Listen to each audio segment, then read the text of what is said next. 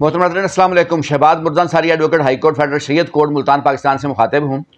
आज का मेरा लेक्चर एक अहम लेक्चर है और वो है जाली तलाक सर्टिफिकेट, जाली तलाकनामा या जाली तलाक सर्टिफिकेट, और इसका कानून क्या है, इसकी सज़ा क्या है, और जाली सर्टिफिकेट लोग किन सूरतों में बनाते हैं, क्यों बनवाते हैं, उससे क्या वो फ़ायदा लेना चाहते होते हैं, उस पर जो उस जाली सर्टिफिकेट की बिना पर जो मुतासरा फरीक होगा, आमतौर पर बीवी होती है, तो वो क्या कानूनी कार्रवाई जो है उसकी बाबत कर सकती है, फौजदारी कार्रवाई क्या हो सकती है, और वो सर्टिफिकेट मनसूख कैसे हो सकता है। ये तमाम जो चीज़ें हैं आज हम डिस्कस करेंगे। और अगर आप लोगों ने अब तक मेरे YouTube channel Shahbaz Mirza Ansari advocate को सब्सक्राइब नहीं किया तो काइंडली सब्सक्राइब करें, लाइक करें, दोस्तों में शेयर करें ताकि उनको मेरी वीडियोस मिलती रहें। अक्सर लोग मेरे जो चैनल्स की तादाद व्यूअर्स की ठीक है, लेकिन अक्सर लोग शेयर नहीं करते, और अगर अच्छी वीडियो लगा करे तो फिर आपको ये शेयर करना चाहिए दोस्तों में, और ख़ास तौर पे जो सब्सक्राइब करना चाहिए चैनल को ताकि आपको वीडियोस मिलती रहें। अच्छा, सबसे पहले तो ये सवाल है कि जब असल सर्टिफिकेट बनवाया जा सकता है, एक कानूनी प्रोसेस मौजूद है, तो फिर उस कानूनी प्रोसेस की मौजूदगी में लोग जाली तलाक सर्टिफिकेट क्यों बनाते हैं? ऐसा आम तौर पर 5 सूरतों में होता है। पहली सूरत होती है, मैं सारों पांचों सूरतें बयान करूंगा, कि जिन लोगों ने दूसरी शादी करनी होती है तो वो बजाय यूनियन काउंसिल से इजाज़त लेने के, क्योंकि वो एक मुश्किल मरला होता है, तो कई लोग शादी कर लेते हैं दूसरी बगैर इजाज़त के। लेकिन जब बीवी इस्तगासा दायर करती है तो फिर वो कोशिश करते हैं कि शादी से जो उन्होंने दूसरी शादी की है उससे पुरानी तारीख में कोई तलाक बीवी को देना, पहली बीवी को देना ज़ाहिर कर दिया जाए, और उसी बिना पर वो जाली तलाक सर्टिफिकेट बनवा लेते हैं ताकि दूसरी शादी के इस्तगासे में सज़ा से बच सकें। क्योंकि पहली बीवी को तलाक देने के बाद, इतने का टाइम गुजारने के बाद तो आप शादी कर सकते हैं, कोई जुर्म नहीं होता। सर्टिफिकेट उनके पास क्योंकि नहीं होता तो फिर वो एक ये रास्ता ढूंढने की कोशिश करते हैं। दूसरी सूरत ये भी होती है कि खर्चा ना नफ़क़े से बचने के लिए, बीवी के खर्चा ना नफ़क़े से बचने के लिए औरत मिसाल के तौर पे केस करती है, पिछले 4 साल का क्लेम कर लेती है दावे में कि मुझे पिछले साल का खर्चा दिया जाए या 3 साल का खर्चा दिया जाए। तो कई शौहर हज़रात उस खर्चा ना नफ़क़े की डिग्री से बचने के लिए, ये ज़ाहिर करने की कोशिश करने के लिए कि मैं उसे तलाक दे चुका था 3 साल पहले, 4 साल पहले, वो पुरानी डेट में जाकर जाली तलाक सर्टिफिकेट बनवाते हैं, जाली तलाकनामे की बुनियाद पर सर्टिफिकेट बनवाते हैं ताकि बीवी खर्चा ना नफ़क़ा की डिग्री हासिल ना कर सके। तीसरी सूरत ये भी होती है बाज़ दफ़ा कि एक खातून के जब शौहर की डेथ हो गई तो कई बार ये आमतौर पर वहाँ होता है जहाँ खातून की औलाद ना हो, यानी मियाँ बीवी की औलाद ना हो।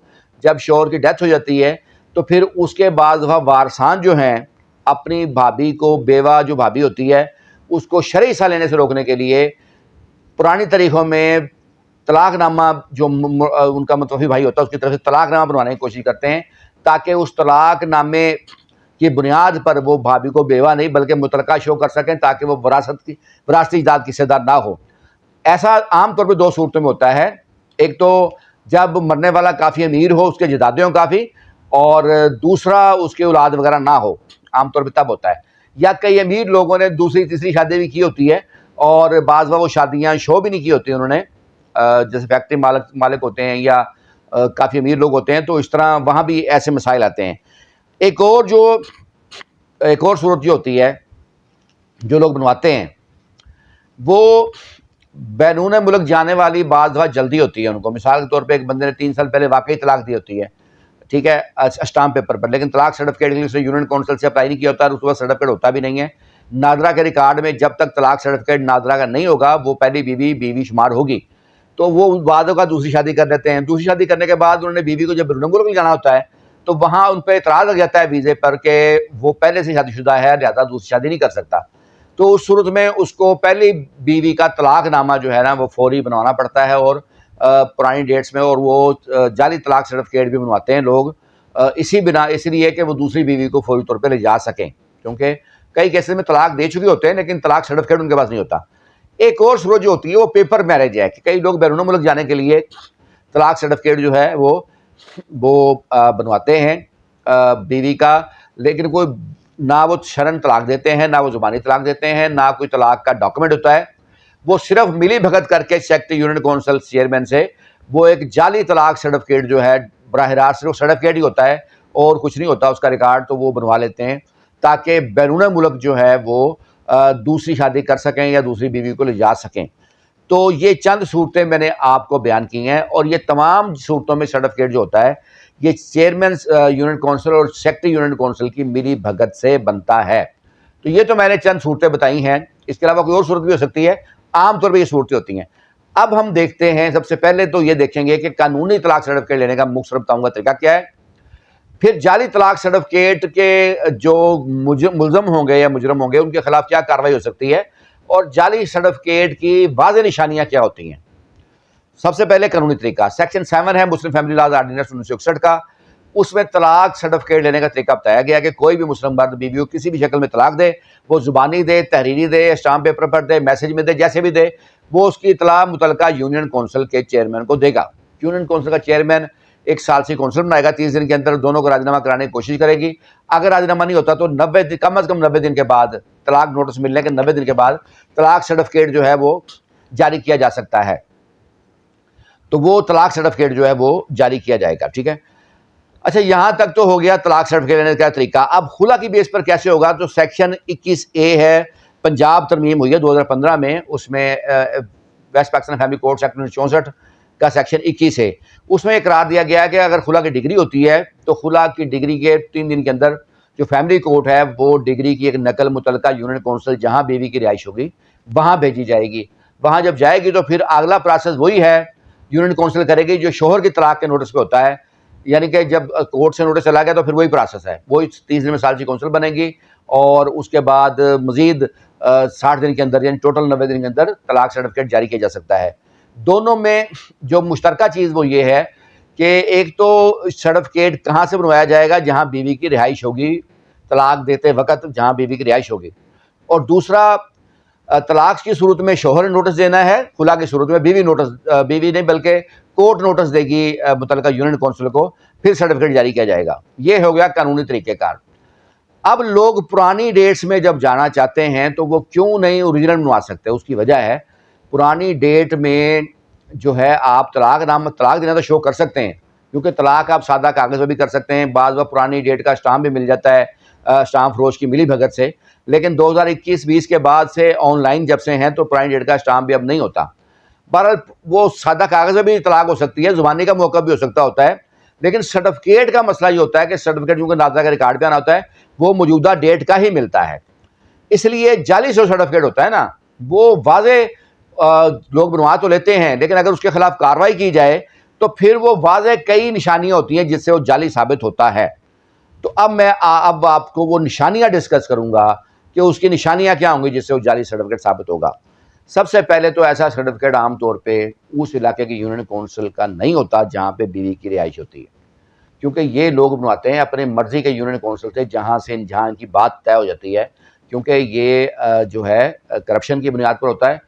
तो लिहाजा वहाँ ये पहले बात कर लेते हैं कि हमने सर्टिफिकेट इस तरह बनवाना है फर्जी, तो वो सर्टिफिकेट जो है बनाने की बात होती है। तो आमतौर पे बीवी के इलाके की यूनियन काउंसिल ये नहीं होती। एक तो जो है ना उसकी निशानी ये होगी, और सेक्शन 3B है मुस्लिम फैमिली लॉज ऑर्डिनेंस 1961 का, वो ये वाजे करता है कि बीवी के इलाके की यूनियन काउंसिल जो होगी वहाँ सर्टिफिकेट बनेगा। लिहाजा अगर मर्द ने सर्टिफिकेट किसी और इलाके की यूनियन काउंसिल से लिया है फिर उसकी कानूनी हैसियत नहीं होगी। तो एक तो ये उसको इस ग्राउंड पे आप चैलेंज कर सकते हैं। दूसरा जो सबसे अहम बात होती है कि इस सर्टिफिकेट का सर तो होता है, धड़ नहीं होता, यानी सिर्फ सारी नजर आएगा, पीछे कुछ भी नहीं है, उसका रिकॉर्ड कोई नहीं होता।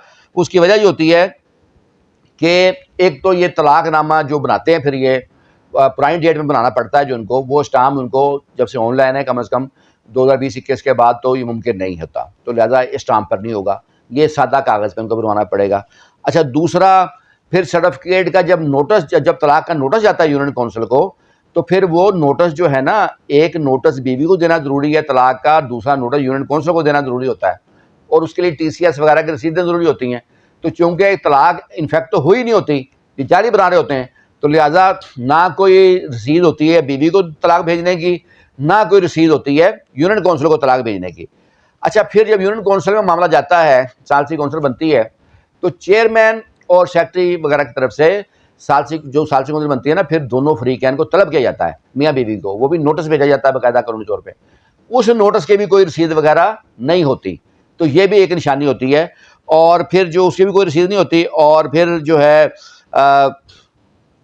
जो सबसे अहम बात होती है इसकी निशानी, वो ये होती है कि वैसे तो तलाक का नोटिस मिलने के 90 दिन के बाद सर्टिफिकेट बनना होता है। ये चूंकि लोग पुरानी डेट में जाके बनवाना चाहते हैं, लिहाजा तलाक शो करते हैं 2-3 साल पुरानी डेट में, जो उनको सूट करती है दूसरी शादी की सूरत में, दूसरी शादी से पिछली डेट, या खर्चे से बचने के लिए तो खर्चे की पिछली डेट। लेकिन सर्टिफिकेट मौजूदा डेट का होता है, यानी बाज दफा सर्टिफिकेट के ऊपर ही इतला देने की तारीख होती है 3 साल पहले की, और सर्टिफिकेट बनने की तारीख मौजूदा होती है। तो इसलिए ऐसे जाली सर्टिफिकेट को जाली साबित करना कोई मुश्किल नहीं होता। ये तायराना नज़र से ही नज़र आ जाता है। अगर कोई काबिल वकील होगा तो उसको एक नज़र में नज़र आ जाएगा कि ये सर्टिफिकेट जो है जाली है। ये जज होगा तो उसको दो तीन चीज़ें देख के नज़र आ जाएगा कि ये सर्टिफिकेट जाली और फर्जी बनाया गया है, क्योंकि ओरिजिनल जो होगा वो उसमें तमाम चीज़ें कानून के मुताबिक होंगी। इसमें कई केसेस में तो सिरे से फाइल ही नहीं कोई होती इनकी, यानी ये एक प्रोसेस है, उसकी एक फाइल का रिकॉर्ड होता है। तो कई केसेस में सिर्फ तलाक सर्टिफिकेट ही होता है और कोई फाइल नहीं होती। अब आ जाते हैं जी असल मामले की तरफ कि कार्रवाई क्या हो सकती है जो ऐसे जाली सर्टिफिकेट बनवाए।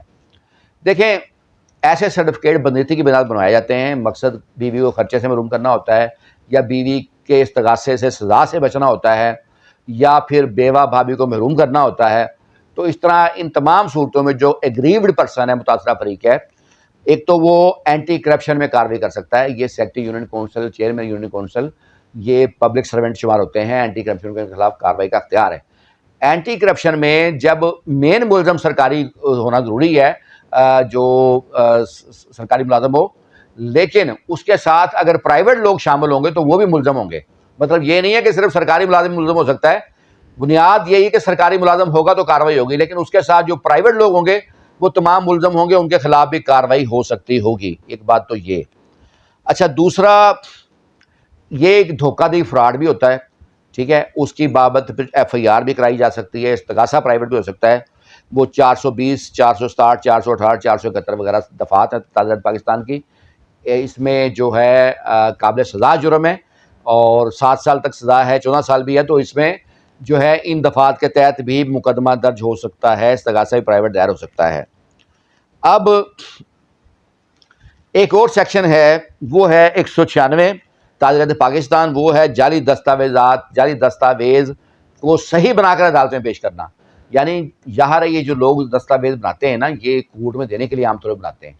बेवा भाभी को महरूम करना होगा तो उसके विरासत के केस में देंगे। अगर खर्चे नानफ़ा में देना होगा तो खर्चा नानफ़ा के केस में देंगे। खर्चे से महरूम करना होगा तो, अगर दूसरी शादी के इस्तगासे में से बचना होगा तो फिर कोर्ट में देंगे। वो पॉलीगैमी वाली जो फैमिली कोर्ट होगी उसमें देंगे। तो जब ये कोर्ट में देते हैं तो ये एक अलग ऑफेंस होता है। ये दफ़ा 196 के तहत किसी जाली दस्तावेज को सही बनाकर कोर्ट में पेश करना। और 197 ये कहता है कि अगर कोई अथॉरिटी जो है किसी जाली सर्टिफिकेट को जारी करती है और उस पर अपने दस्तखत वगैरह मोहर लगाती है, एक जाली सर्टिफिकेट को असल के तौर पे जो है बना के देती है, तो उसकी भी सज़ा 7 साल है 197 के तहत। तो सेक्रेटरी यूनियन काउंसिल और चेयरमैन यूनियन काउंसिल जो साइनिंग अथॉरिटी वगैरह होंगी उनके खिलाफ इस सेक्शन के तहत भी कार्रवाई हो सकती होती है। तो ये एक बड़ा जुर्म है जिसके तहत तमाम दफात के तहत कार्रवाई होती है। फिर एक और तरफ आते हैं हम कि ये सर्टिफिकेट अगर बन गया तो उसको मनसूख कैसे कराया जा सकता है। सज़ा की हद तक तो हो गया ना, कि सज़ा तो होगी, जुर्म है और उसकी जनाब सज़ा होगी। तो ये मनसूखी के लिए भी 2 रास्ते हैं। एक तो डिप्टी कमिश्नर को भी दरखास्त दी जा सकती है, उनके अंडर ये आते हैं तमाम chairman union council, secretary union council. इनके खिलाफ कार्रवाई करने के लिए, महकमाना कार्रवाई के लिए, इनकी नौकरी खत्म करने के लिए भी कार्रवाई हो सकती है। दूसरा, सिविल कोर्ट में दावा मनसूखी दस्तावेज जो है वो भी दायर किया जा सकता है स्पेसिफिक रिलीफ एक्ट के तहत। उसके तहत आप साबित करेंगे और कोर्ट इस डॉक्यूमेंट को मनसूख भी कर सकती है। फिर एक और कार्रवाई भी हो सकती है, अदालत में कोई जाली डॉक्यूमेंट वगैरह देना या झूठ बोलना या कोई रद्दबदल रिकॉर्ड में करना, अदालत में केस के अंदर कोई जुर्म करना, वो अलग ऑफेंस है। और 195 ज़ाब्ता फौजदारी और 476 ज़ाब्ता फौजदारी के तहत कोर्ट को खुद अख्तियार है कि वो उस मुलजम के खिलाफ जिसने अदालत में रिकॉर्ड में रद्दबदल किया हो, जाली डॉक्यूमेंट दिया हो, जालसाजी की हो, धोखाधड़ी की हो, झूठ बोला हो, उसके खिलाफ कार्रवाई कोर्ट खुद भी कर सकती है। तो उम्मीद है मेरा आज का लेक्चर भी आप लोगों को पसंद आया होगा।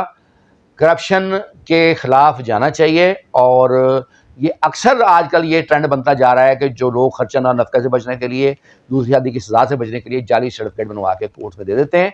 तो जो है वो मैंने तमाम उसकी कानूनी पोजीशन आज आप लोगों को बताई है। उम्मीद है मेरा आज का लेक्चर आप लोगों को पसंद आया होगा। एस&डी लॉ एसोसिएट्स की सर्विसेज पाकिस्तान के 49 शहरों में मौजूद हैं। आपका कोई भी कानूनी मसला हो, आप मेरे व्हाट्सएप नंबर 0333618191 पर जाकर मशवरा कर सकते हैं। 2000 मशवरे की फ़ीस होगी। आपके ज़हन में जो भी सवाल होंगे, आप तमाम सवाल पहले नोट कर दें, उसके बाद एक ही बार कॉल पर मशवरा करके आप तमाम सवालों के जवाब ले सकते हैं। इसके अलावा आप जो है किसी भी शहर में हमारी सर्विस ले सकते हैं। एग्रीमेंट मेरे साथ होता है। तमाम केसेस का ड्राफ्ट मैं तैयार करता हूँ और जरा के सवाल और फाइनल बैच में खुद तैयार करता हूँ। कोशिश करते हैं क्लाइंट्स को बेहतरीन सर्विसेज दें। शुक्रिया।